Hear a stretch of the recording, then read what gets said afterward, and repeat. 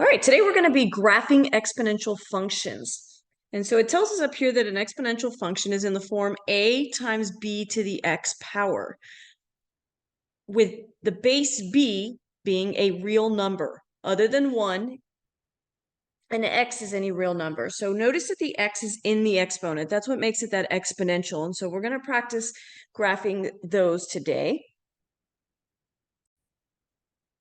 So an exponential function is one where the variable is in the exponent. All right, and so in order to do that, we're going to review the exponentials that you did back in Algebra 1 or Algebra 2. We'll start with the parent function. So we've got the graph of 2 to the x, and then the graph of 1/2 to the x power. Again, the x is in the exponent. If we think about that graph, we'll do a little table of values here to think about it. If I plug in a negative value into that x, remember those exponent rules, if you have a negative, it flips it. So if I had a -1, that would become 1/2. If I plug in 0 there, and a number to the 0 power is going to be 1. 2 to the 0 power, 3 to the 0 power, 4 to the 0 power, anything to that 0 power is going to give you 1. So that's a really important point because every exponential is going to go through that point. And then if I plugged in a 1, 2 to the first power is 2. So when we start looking at this graph, we said 0, 1 is really important. So that's the one that's going to go right there. And then at -1, it was 1/2, and at 1, it was 2. So those are the points that we have there. If we continue to think through what that exponent does, there is nothing I could possibly put in this exponent that would make it negative because it's already a positive number. So we are not going to have any values here in the negative part. Now, there's nothing I can put in that exponent either that will make it 0 because it's already a number. And we said negative numbers are going to make it fractions. 0 makes it 1, and positive number are going to make it a bigger number here. So it is never going to be at 0 either. And as we go into this negative side, it's going to get smaller and smaller on the fraction side. So it is getting closer and closer there to 0. And then it goes up really quickly. That's what our exponentials do. We know that as this line follows through here, that causes an asymptote because an asymptote guides your end behavior. So we said 0 is going to be that asymptote because it's never going to be 0. It's going to get really close but never touch. And that is a horizontal line, so y equals 0 would be that asymptote. Remember, you don't want to just leave 0 because 0 doesn't mean anything. Y equals 0 tells me that's a horizontal line. We said we started really close to it and then it increases really fast because if we think about what exponents do, so if I made my next point there 2 squared is 4. So it is doubling that number every single time. So it's going to grow pretty quickly. So we say this graph is increasing, and it is increasing over its entire domain, which is -infinity to infinity. We put negative numbers in there, we put 0 in there, we put positive numbers. So all of our x's can be represented in that interval. Now for the range, it's really close to the 0 mark, and then it goes up to all the positive values. So when we do 0 to infinity for the range, we want to use a parentheses. It is not touching 0, so we do not want to include that in our set. And then our y-intercept, we said that's our really important point, 0, 1. Anything to the 0 power is 1, so every single one of those exponentials is going to have that. So I can go ahead and write that here because we said every single one of them is going to have it. Now for our end behavior, remember that's what's happening all the way to the left of the graph and all the way to the right of the graph. In this case, as x approaches -infinity, y is approaching 0 because it is going along that horizontal asymptote. Notice those are always going to be the same there. That's what's happening on this left-hand side of my graph. That's what end behavior is. What is the graph doing on that whole side there? For the right side, it's way up here. So as x gets bigger and bigger, y is also getting bigger and bigger. So we say as x approaches positive infinity, y is also approaching positive infinity. All right, for our other parent function here, 1/2 to the x, I'll go ahead and do a little table value so we can see what's happening with that one. When I plug in a -1, it flips it. So that 1/2 is going to become 2.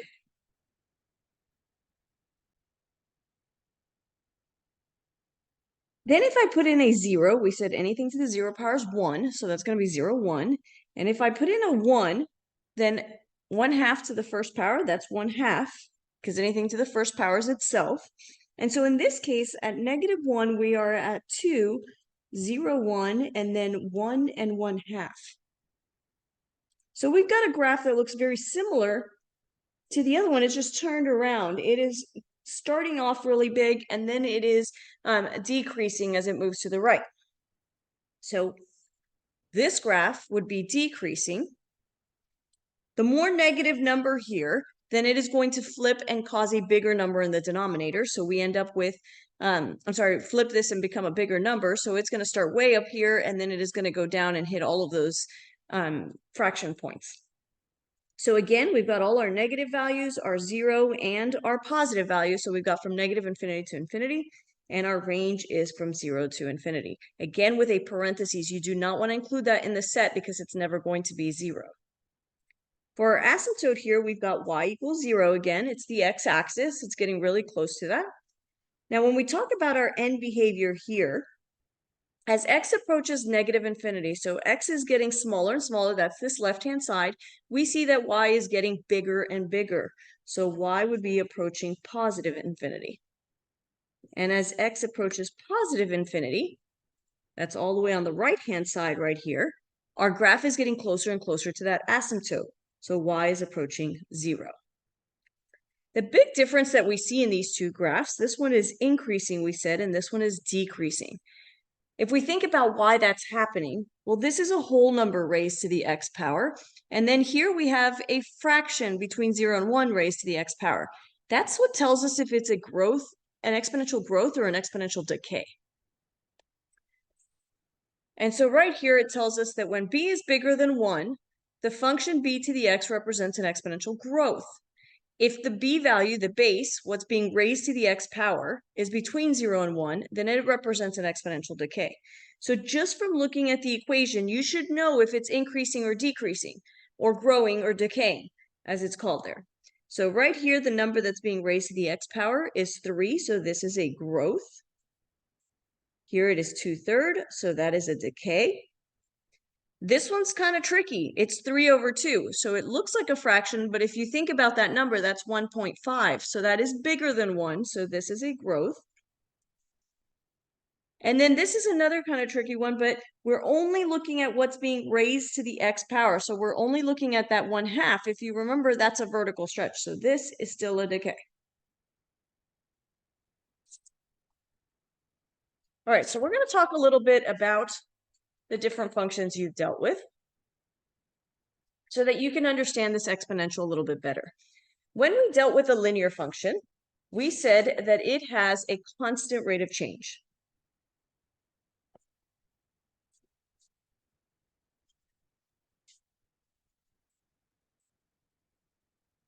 So we could look at data and determine if it was linear by checking to see if it had a constant rate of change. A function is quadratic if it has the same second differences.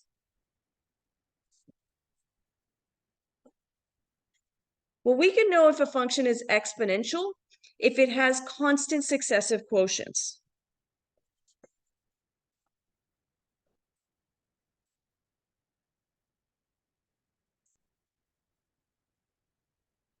So we're going to look at the 3 data tables here and show you which one is which so that you can determine how that looks.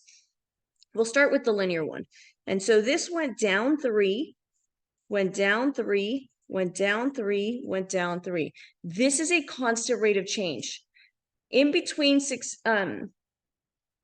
successive numbers right here, so from -1 to 0 to 1 to 2 to 3, so each one is next, it is going down by 3 each time. So that is a constant rate of change. I know that that is a linear set of data. Now we'll look at the quadratic, and that's the one right here. The difference here is that it went up by 2, then it went up by 3, 4, 5. So this does not have a constant rate of change. It's changing by a different amount. But if I look at the change in the change, that is 1, 1, 1. So that has the same second differences here. So we know this is quadratic. To determine that exponential, it says constant successive quotients. That means you're multiplying by the same thing each time, or you can divide from one to the other. So from 32 to 16, we would divide by 2. From 16 to 8, that was divided by 2, divided by 2, divided by 2. So those are our constant successive quotients. That tells me it is an exponential data. As we move on with our exponentials, one of the things that we will see is that in many real-life cases, the most convenient choice for a base is an irrational number e. And so that is 2.718281828, and so on. It continues because it's an irrational number that goes on forever. In geometry, you learn that pi exists naturally as we look into different data points. Well, in Algebra 2, you should have learned that e happens naturally. So you will see that as one of the bases that we work with quite a bit. And so I'll quickly graph that just so that you see. We said all exponentials go through the 0.01, so that's right there. 1 is going to be at 2.72, this number right here, and we can estimate that to be 2.72 is probably what you're going to want to memorize, just like you memorized pi was 3.14. And then it would be a fractional point here that is above 1, so it's a growth, so it looks like this. You want to get comfortable graphing those points right there. 0, 1, and then 1, whatever the base is. And so our base here was 2.72. And then, of course, the asymptote at y equals 0. Those 3 points give you a good sketch of the graph. We said this is a growth, it is increasing, and that would be over the entire domain. And so we've got all of those points right there. We usually learn those parent functions and those basic critical points because it helps us graph without a calculator. And so when I do transformations, that helps me know how to graph it if I've got a parent function. Remember, A does our vertical stretch or vertical compression. It's a vertical stretch if A is greater than 1. If A is between 0 and 1, it is a vertical compression. Now this base right here, that is a number. So with our parent functions there, we saw the 2, we saw the 1/2, and now we saw the e. But it is always going to be a number there. That's not the same as the b for the transformations. The b for the transformations is our horizontal compression or horizontal stretch. It is a horizontal compression when b is greater than 1. It is a horizontal stretch when b is between 0 and 1. That's the opposite of this, and that's because that scale factor flips, if you remember. Then our c is our left and right movement. It goes left when you do x plus c. Our right is our x minus c.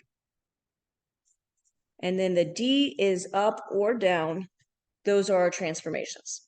So when you first look at an equation, you want to check what is being raised to the x power. In this case, 2 is being raised to the x power. So the parent function that you would start with is 2 to the x. Then you think through all the transformations. This one's tricky here because of the way they wrote this exponent. Notice that there is nothing in front of the x here. It should be factored out. So before I get started on transformations, step 1 is to factor that out. I know how much you guys like to factor. So we factor out that -3 there. -3 times x gives us -3x, and -3 times 2 gives me a -6. So I have factored out the -3. Now this is in the correct transformational form. I can start taking my transformations from there. We've got the 1/2. That is between 0 and 1, so that is a vertical compression by 1/2. That's my scale factor. This negative right here, that causes a reflection across y. Then we've got the 3. That is bigger than 1, so that's a horizontal compression right here by 1/3. That scale factor flips. That's the reason why that part right there, the b value is bigger than 1, is because the scale factors flip there. Then we've got the x plus 2, that goes left 2, and then the plus 7 at the end, up 7. Now this one has a lot of transformations there. We usually do not give you one with that many transformations in order to graph, but we did want to put it there so that you can see all of them. Now let's try actually practicing that. So here is our graph. First thing I do is look at what is being raised to the x power. That tells me what my parent function is, what my starting points are. Since that's 2 to the x, I know I want that 0, 1, and I want that 1, 2. Those are our two critical points, and we've got an asymptote at 0. Then we do our transformations. And when we do transformations, we are just starting with those parent functions and then just applying those transformations. We've got x minus 4, that's right 4. And then the minus 2 is down 2. So I'm going to take every single one of those points and I'm going to move them to the right 4, down 2, and that's going to give me my new graph. Now, if you think about a horizontal line, because that's what the asymptote is, it's a horizontal line. If I move it up or down, that changes it. If it was at 0 and I move it down 2, it is now going to be right here. However, if I move it right 4, that doesn't change anything for a horizontal line. Here's my horizontal line. I'm moving it to the right, left, doesn't change anything. So my asymptote is going to be at y equals -2. Remember, that is a dashed line because that is not part of your graph. It just guides your graph. And the equation is y equals -2. Then I start with the critical point. So I've got one at 0, 1. I move it to the right 4 and down 2, and there's where it is now. The next point was the 1, 2. I move it to the right 4 and down 2, and there's my next point. And then I use my asymptote to guide. And so there is the sketch of our new function. We did that without a calculator because you used your parent function and your transformations. This graph is increasing because it's a growth. That did not change our domain since our domain was all real numbers. It does change my range. I've got a few values under the x-axis here that I didn't have from the parent function. So it's way down here, so I'm going to go -2 to infinity. That's where our asymptote is now, and I know it's not going to be -2 since that's the asymptote, so I don't want brackets here, I want parentheses. Now on the left-hand side of this graph, so x is approaching -infinity, so that's all the way on this side. My graph is getting closer and closer to that asymptote, so y is approaching -2. As x approaches positive infinity, which is on the right-hand side, y is moving up and up. So that's going to be positive infinity. All right, let's try one with the scale factor change, because that's usually the hardest. And so right here, we've got 3 transformations. We've got a vertical stretch by 3, a left 4, and a down 5. Our parent function is still 2 to the x, so we're still going to start with those same points. On this one, I am going to show you some points because a lot of students get confused on the vertical stretch part. So this is 2 to the x. This would be 3 times 2 to the x. So just the vertical stretch is what I really want to focus on. So our point was at 0, 1. When I stretch this by 3, I am multiplying that y value times 3 because it is a vertical stretch. So it's like I'm taking it from here and pulling upward, that vertical stretch right there. And so that would go to 0, 3. And then my 1, 2, in this case, because my parent function is 2, would be my next point. Well, with that vertical stretch, again, I would multiply this y value times 3, so that would make it 6. So that's what that vertical stretch does. It takes it and it goes like this. That's a vertical stretch. Now, again, that doesn't change a horizontal line since our horizontal line was at 0. 0 times 3 is still 0. So the only thing that changes our asymptote is this right here.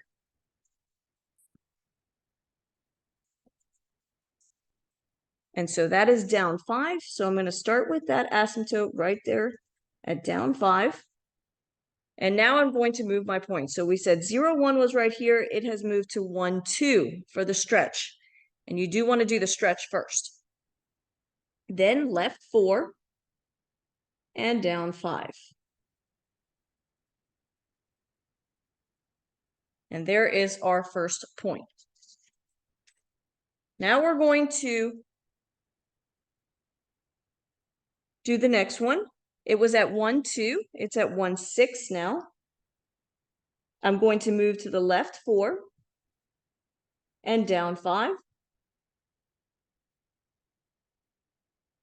And then our graph gets guided by our asymptotes, so it looks like this. It is still a growth because it was 2 to the x power, which is a growth.